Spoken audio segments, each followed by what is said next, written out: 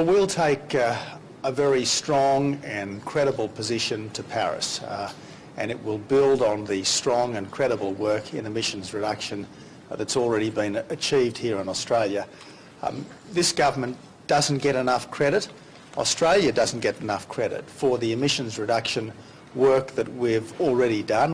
Since the Abbott government scrapped the carbon price in mid-year, the country's dirtiest coal-fired electricity generators have increased production, and if the trend continues, experts say total carbon emissions may increase by almost 2% by June next year. We don't get enough credit for the environmental protection that's already been achieved. The world's gone mad is how Barnaby Joyce, the Federal Agriculture Minister, responded to the revelation this week that his own government had given conditional approval to an open-cut coal mine in prime agricultural land in New South Wales. And while I'm on the subject, let me again congratulate Greg Hunt for his work in getting the Great Barrier Reef taken off the World Heritage Commission endangered list. Tony Abbott was back in Queensland again today, courting the mining and fishing votes in Mackay, for many years National Party heartland.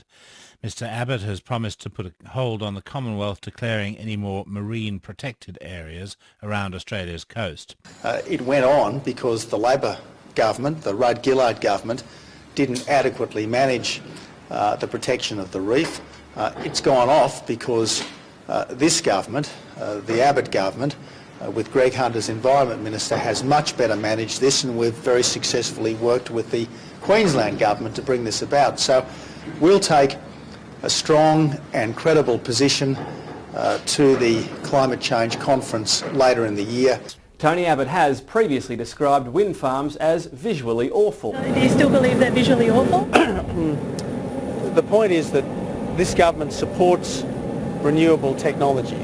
It will build on the 13% reduction in emissions from 2005 levels that we are well and truly on track to achieve. The country's dirtiest coal-fired electricity generators have increased production, and if the trend continues, experts say total carbon emissions may increase by almost 2% by June next year. By 2020, the difference between Australia and a lot of other countries, quite frankly, is when we make commitments to reduce emissions, we keep them. Other countries make all these airy-fairy promises that in the end never come to an end. No cuts to education, no cuts to health, no change to pensions, no change to the GST, and no cuts to the ABC or SBS.